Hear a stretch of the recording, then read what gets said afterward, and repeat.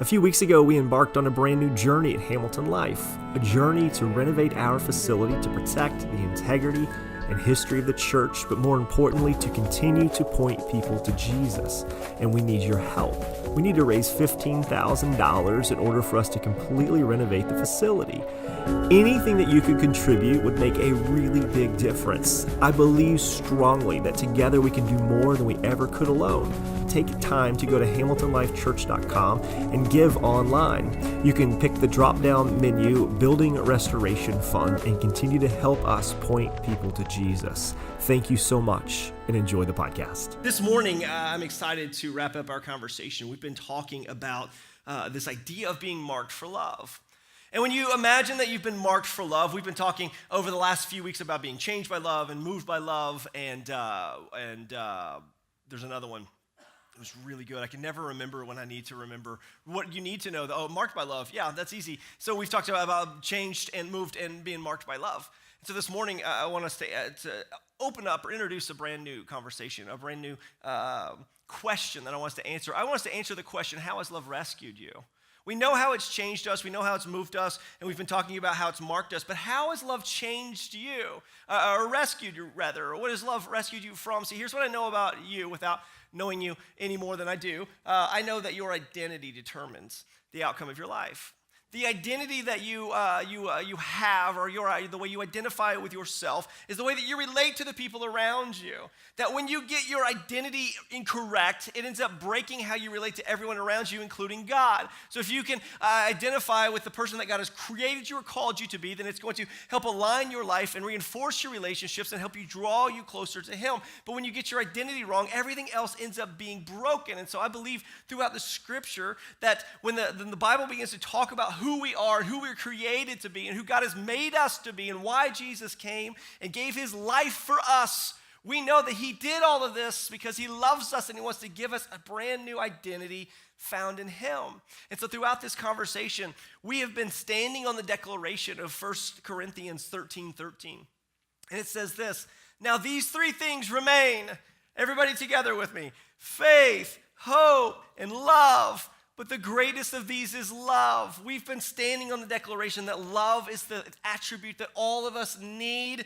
We all need to wield, we all need to possess, we all need to hold, but it's also the attribute we all need to give. See, I don't believe that we're in a financial crisis.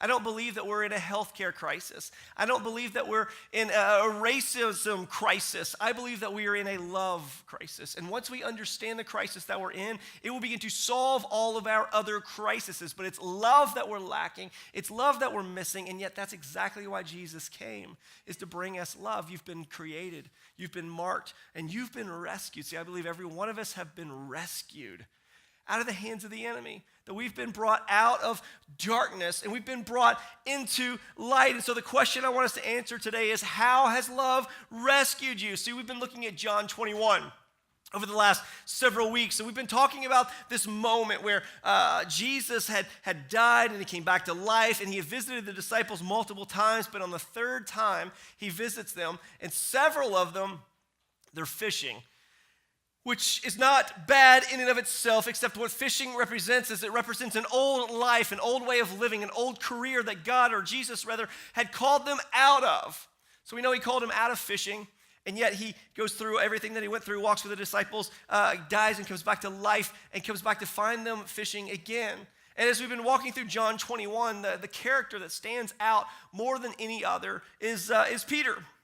And what's interesting about Peter is that Peter ends up being the one who, if you remember, denied Christ 3 times. And so in Jesus, in the conversation we talked about last week, Jesus reinforces again, do you love me? Do you love me? Do you love me? Calls him 3 times out of his old life. But Peter's stuck. And as you read on in the scriptures, we really find how stuck Peter really was. That Peter didn't just resort back to an old life or an old career momentarily, but he immersed himself back in that mindset. Have you ever been set free from something only to slide right back into it? It doesn't have to be big. It could be something small, but you were free. You felt a moment of freedom. You tasted what it was like to be set free, only to go back into captivity slowly over time. And I believe Peter is this example for us, that Jesus had called him out, And he called him to greatness, and he says, come follow me. And he slowly resorts back to what he knew and what was comfortable. See, what I think Peter was doing, and we said this last week, is that Peter had an identity crisis. Peter thought that he was the job that he worked. Anybody ever feel like you're the job that you work? Like the job that you work defines you. Like you are what you do, right? We hear that a lot. And we begin to identify with the job that we work because, let's be honest, you spend 40, 50, sometimes 60 hours working. So you end up feeling like you are what you do. But here's what's interesting about having an encounter with Jesus is that he begins to redefine who we are, and you're not judged or identified by your vocation or your job. You're identified by who you are in Christ. If you guys are cool with it, I'm just going to throw in a cough drop. I'm going to cough again.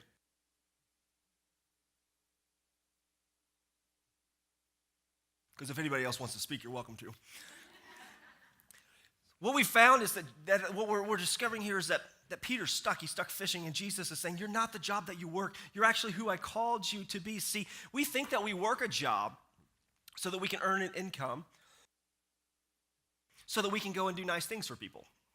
We have a Cromwell outreach coming up, and we've contributed. I will say that we have not raised a sufficient amount of money, and it's a bit of a disappointment. We needed to raise $1,000, and we've raised $50. So I do believe we've got to jump in on this a little deeper, but the idea is that we think we go to work so that I can earn some income, so that I can contribute to help some people who are sad and poor and lost and far from God.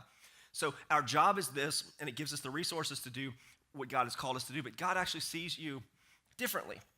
He sees your job not as what you do, but what is you get to do. You don't get to just go to work and earn an income and then go do things for the Lord. Your job is what you do for the Lord, that you bring light into dark spaces. Our job is to follow Christ.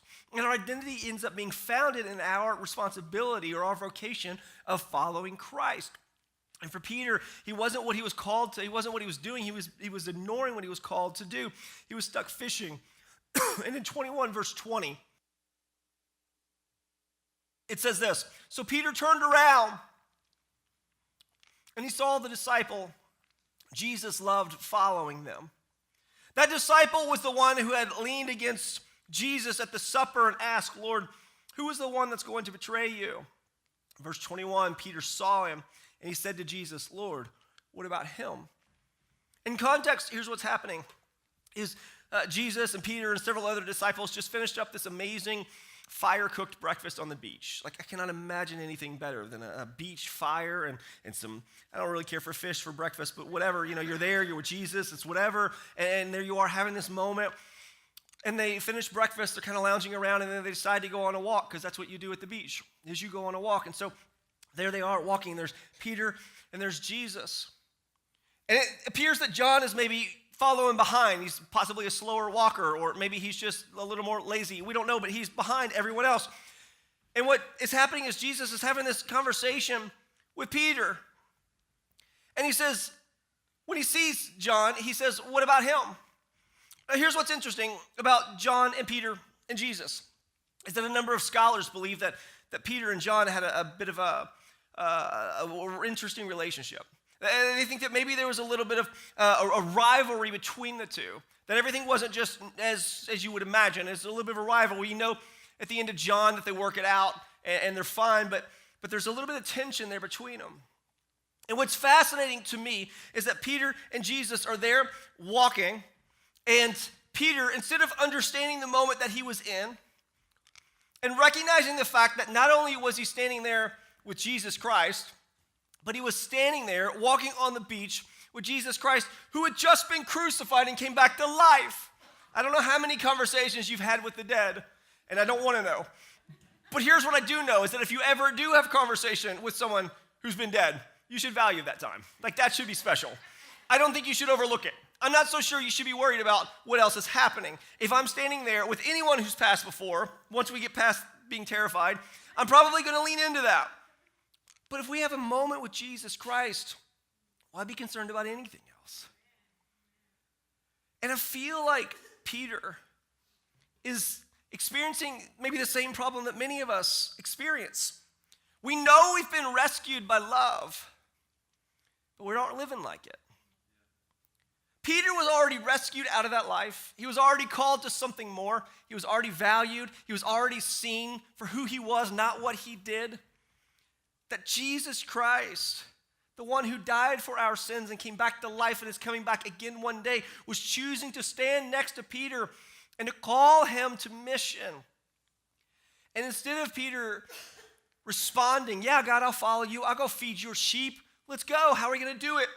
His initial response when Jesus says, feed my sheep was, what about that guy? That I feel like in our own lives, we get stuck because we can't value or see what God's given us already because we're so concerned about the people around us and what God's doing in their life or not doing in their life, that we get stuck in jealousy and envy, greed. And we're so focused on the people around us that we can't focus on the fact that we have access to the Almighty. I have a dog. We have two, but one of them is smarter than the other. And she climbs the fence. It's a 6-foot privacy fence, and she climbs it just like a gazelle, just leaps it. And the problem is she can't get back over, and so she gets stuck. And we're afraid she's going to get stuck with her collar, and it'd be a whole thing. So what we did was we bought this box. It's like this. And she wears a collar. It's a range collar. You've seen them. And we set the range. And so when she gets to the edge of that range where we want her to be, it beeps. It's a really cute beep, beep. And if she goes beyond that, it beeps rapidly, kind of like alert, an emergency. And if she goes beyond that, she gets a gentle zap. It's just a small little, very friendly, humane shock. It's happened to her once, and she was so terrified that even at the sound of a beep, could even be anywhere, it could be anyone making a beeping noise or saying the word beep, she immediately runs back to her home. She's got an anxiety issue. We're dealing with that. The idea, though, is that the battery died on it, and we thought, well, we'll order one at some point. But because she's so afraid and because she's been so trained to stay within that parameter, she has not had a collar on for over a month.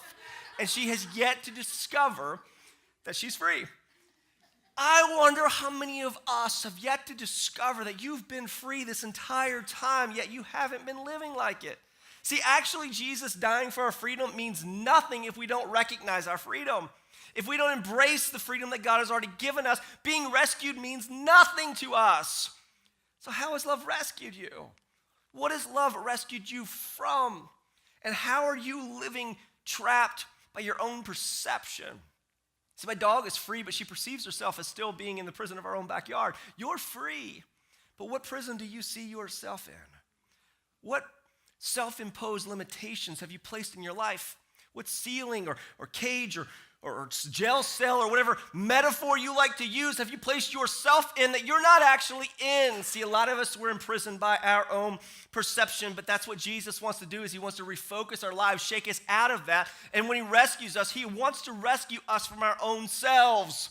That love has rescued us from us because we limit ourselves so often. That Peter was less focused on the fact that he had access to Jesus and more focused on John. Do you know how to run your life? I mean, there's a lot of ways. We could really answer that in many ways. But one of the quickest ways to run your life is to try to compete with someone who's better at something than you are. Find somebody who can play an instrument better or play basketball better or who looks better or maybe they're better built or whatever. And you try to compete with them. You ruin your life. See, we live our lives in comparison to others. It's how we feel value. Is if I can find someone who's doing worse than me, I feel better. If I can find someone who's doing better than me, then I feel worse. And we value ourselves based on what other people do. But you're not what you do. You're who you are. That's why we're called human beings. We're not called human doings. If we were, it would be dramatically different. You would be considered what you do, but we're human beings. So you are called to be, and so we're not to be everyone else. We're to be who God called us to be. We've been rescued from the perception of what everyone else is supposed to be doing and what you're supposed to be doing. And we've been focused then on what God has called us to do. And we don't compare ourselves. But jealousy and envy and greed sneaks in the most honest ways. Like maybe God does something remarkable in someone's life. And instead of being happy for that person, you think, well, why wasn't I part of that? Like I catch myself all the time. I'll find someone who started a church yesterday and pops up with like 5,000 people, and I'm like, why that guy? I dress better than him, or I take care of myself better. Or I'm more honest. You know what I mean? Like, isn't it funny how we always go, okay, Why not me? But then jealousy starts sliding in and envy starts sliding in. It's no different than Peter and Jesus and Peter looking back. But you know what's fascinating is that if you're looking back at John, you're not able to look forward at where God has taken you. And we miss where we're going. And I feel like this passage in John 22, as he continues, begins to reinforce. Jesus responds, he says, if I want John to remain until I come, Jesus answered, what is that to you? As for you, follow me. If I want John to remain till I come, if I want him to live forever, what is that to you? Just follow me. See, I often wonder, when in my life is enough enough? When am I going to feel like I am enough? When am I going to have enough stuff to feel like I'm enough? When am I going to feel worthy enough to do what God has called me to do? That if you and I cannot be enough in our failures, we'll never be enough in our successes. And as long as we're looking backwards, we're never going to be able to see where God's calling us to go. And he says, if John stays with me, who cares? Worry about you. Where are you going? What are you doing? What prison have you put yourself in? Just follow me. See, this is my go-to dad speech for my kids. I'll say, hey, kid A, what's up? Go clean your room. And their immediate response is, well, what about kid B and C? What do they have to do? I'll say, kid B, we don't really number our kids or letter them, but I'll say, kid B, go clean your room. They say, what about kid A and C? What do they have to do? And every time, as if on cue, I say, don't worry about what A and C are doing. Just do what I told you to do. How many times has God called us to something, and instead of going, sure, let's go, we said, well, what about everybody else? What are they going to do? Are they going to do something more fun than I am? Are they going to do something better than me? They're going to do something worse than me. Are you going to call them to something better? Are you going to let them live forever? What's going to happen? I want to know. Jesus is saying you don't need to know. Just worry about you. See, what I do with my kids, and I think I'm the best dad in the world, what I do with my kids is I say, you have the easiest job in the world. My children have the simplest job in the world. Just do what I ask them to do. Right? That's easy. Just do what I say. And then everything else will be fine. They don't have to pay bills. They don't have to worry about medical insurance. They don't have to worry about raising taxes. They don't have to worry about, the political climate. They don't have to worry about the socioeconomic statuses of our society. They don't have to worry about the future. Right here in this moment, just clean your room. Like, that's all you got to do is what I ask you to do. But I think that Jesus so often finds us in the same state where he says, hey, you have the easiest job in the world. I mean, I know you feel overwhelmed. In this room right now, I do. Mounting debt, things that need to be done. I'm worried about the shifting society and the culture, and I'm worried about weird, big things. But there are times when Jesus just says, don't worry about any of that. Just follow me. Let me take care of all the other stuff. You've been rescued from having to worry about all of that. All you have to do is follow me. As for you, follow me. And there's this passage in Matthew 6 that is easy to read past and miss, but I want us to lean into it just a little bit. In Matthew 6:22, it's Jesus, and he's beginning to describe the human body, and he says, the eye is the lamp of the body. If the eye is good, your whole body will be full of light. Everybody say light. But if your eye is bad, your whole body will be full of darkness. So if the light within you is darkness, how deep is that darkness? Now, what's interesting is what Jesus is describing in context is that you and I, right now where you sit, you have a light inside of you, right? You have a light inside of you. And by what you perceive, by what you see, it ends up making that light brighter or dimmer. That when your eye is good, the light is brighter. But when that eye is bad or evil, that light becomes darker. Anybody ever been in like a dark place in their life? Just like a funk, and you can't describe it, it's just dark. Did anybody ever tell you that you actually have the potential to bring that light back into your life? That based on what you see, based on where your focus is directed, you could actually correct that darkness and bring light again. See, if you're looking at Peter, and Peter is walking with Jesus, and he's looking back here, he's not looking where he's going. He's not looking ahead. And so many of us, when we get into this dark space, it's not because we're walking into darkness, it's because we're not walking and looking at the light. See, your feet will go where your eyes are focused. Every time. That's the way it works. Some of my favorite videos are of people on their cell phones and walking into like oncoming traffic and stuff. Because they're not looking, not paying attention. It's hilarious when other people get hurt. But the idea is that so many of us, we're not looking where we're going, or we're actually going in the direction we don't want to go. We don't realize it's because that's where we're looking. As long as you're looking at everybody else and what they're doing and worrying about them, you're never going to look and see where Jesus is leading you.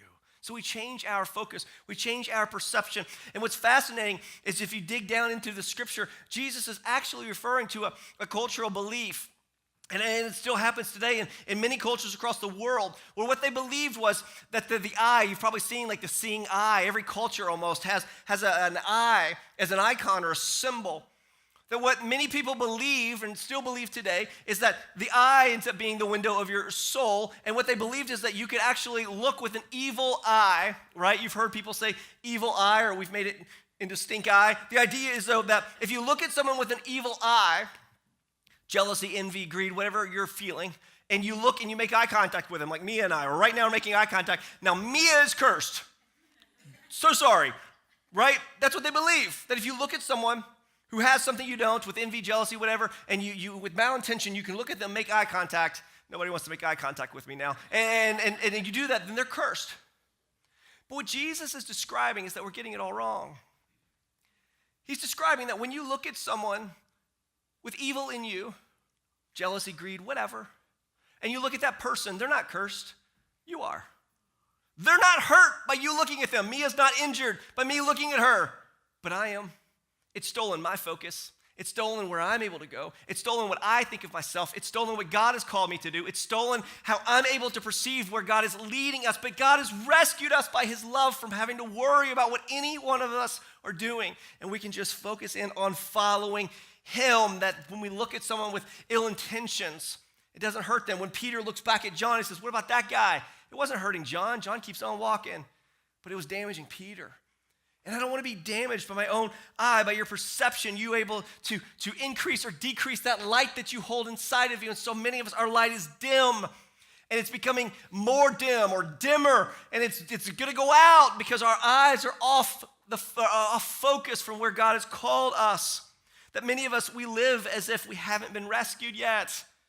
We live as we haven't been rescued yet. If you could imagine me in the darkest space in the world, maybe it's a cave or an ocean, and you're out there and it's super dark, and all of a sudden you recognize that you're stuck, but you see a light. That light becomes that beacon of hope. That light becomes that symbol, that sign that you're about to be rescued. But so many of us, we see that light, but we don't think we've been rescued yet. We're on the bench waiting to be picked for a team. But what you don't realize is you've already been selected. The light is already shining. No one else is coming for you. The one who has come for us is still shining that light and drawing you to him. And he's waiting for you to understand and receive it, but you can't be rescued as long as you don't see there's someone to rescue you. As long as you stay in prison, Jesus can only do so much to draw you out of the life you've been living into the life he's called you to live. Many of us, we don't think we're worth rescuing. That a lot of times we slide into this space where we don't think we are worth being rescued. We don't think God we think we're too far gone. That anytime that we actually accept the lie that what you do is greater than what God has done, we end up falling into this place and we make your doing or your sins or your habits or your mistakes bigger than God's love. But I need you to know God's love is greater than anything we could do. But a lot of times what happens is we do things that aren't good or that may even outright be awful or sinful or terrible. And we feel this shame and guilt, but you know, shame and guilt are not the same thing. Shame says that you're bad. Guilt says I did something bad.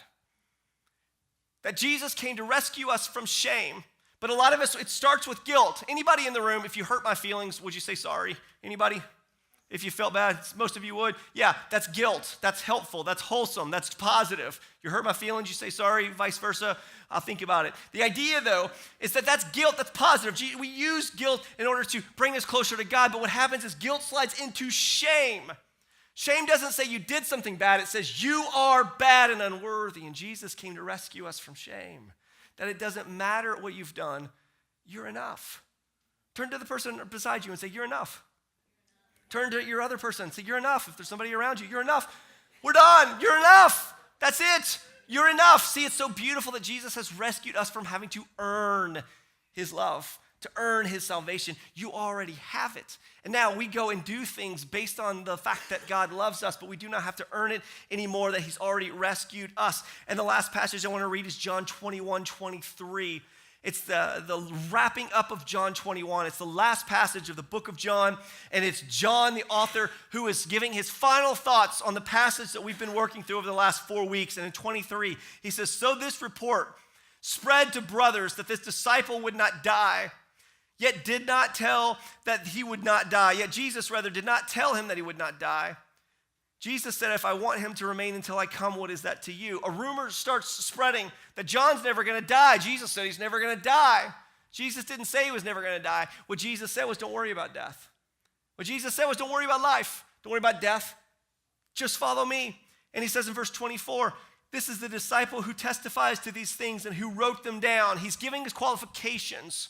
He's giving his credits at the end of a novel. He says, we know that his testimony is true.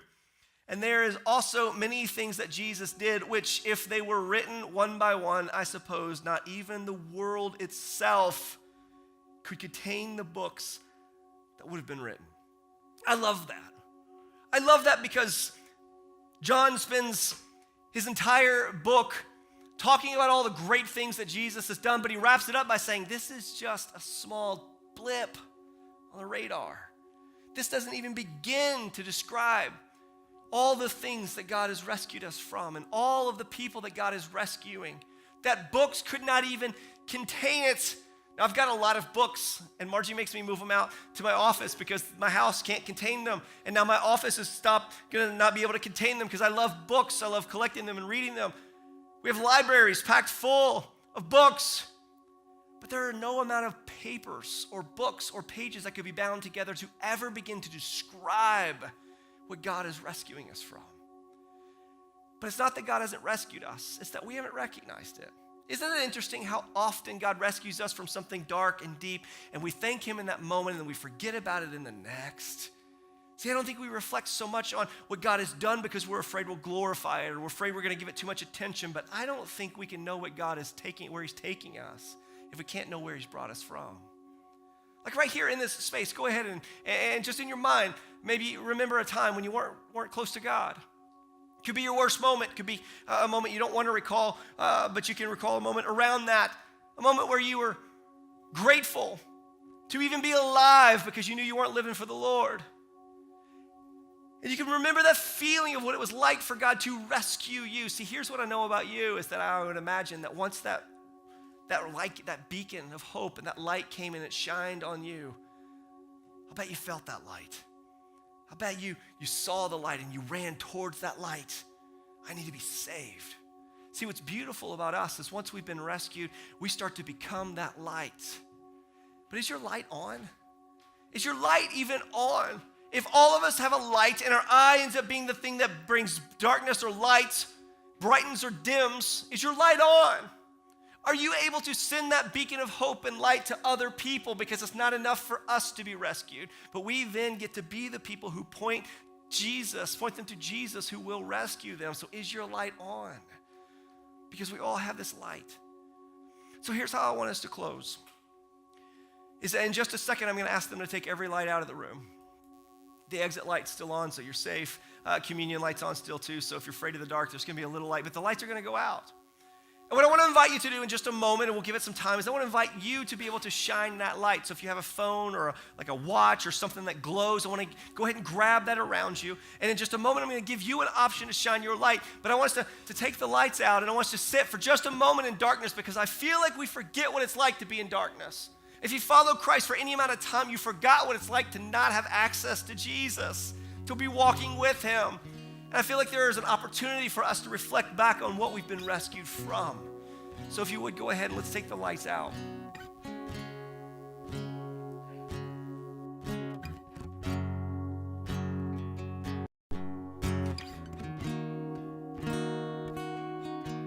That before we knew Christ, this is the state that we lived in. We were in darkness, total darkness. But the reason Jesus came was to bring us light. That light resides in me and it resides in you, and so now we have the responsibility to shine that light. And so if you're in this room right now, and maybe your light's been a little bit dim, maybe it's been dimmer than you're used to, maybe it's been dimmer than you wanted it to be, what I want to do is I want to invite you to shine a light. whether it's a phone or a watch or whatever you have on you that glows. I want to invite you in this moment to go ahead and turn a light on, something that glows. Just go ahead and show it, that your light begins to reflect, that light that we hold inside of us begins to shine a little bit brighter. See, one of the things that I know about Jesus when we're wondering what it means to follow Jesus, is that he helps you every single day shine your light just a little bit brighter. Just a little bit brighter. It's not about being the brightest light in the room. It's just about your light shining a little bit brighter than it did yesterday. And tomorrow your light should shine just a little bit brighter than it did the day before, and on and on and on. And it doesn't matter how bright the light is around you. What only matters is how bright your light is, and are you shining it into the lives of others? Are you giving your light out as a beacon, a symbol of hope, pointing people to Jesus, who is rescuing us, who is saving us, who has come for us and has chosen you, and you are enough. Right now, you're enough. Not when you get married, not when you make $1 million, not when you get that new car, not when you get that job promotion. You are enough right here in your seat. And if you're not enough where you are right now, you will never be enough. So understand you're enough. You've been chosen. You've been marked. You've been called. You've been moved. And you've been rescued by God's love. So here's what I like to do is if you want to let your light continue to shine, I'm going to invite Jessica and Cameron to begin to sing this song. And we're just going to sing it for a moment, and then we're going to close. But I want, as they begin to sing this song, I want it to begin to wash over you. I want you to begin to imagine in your life what you've been rescued from. Answer this question yourself: how has love rescued me? And we'll come and close the service in just a moment.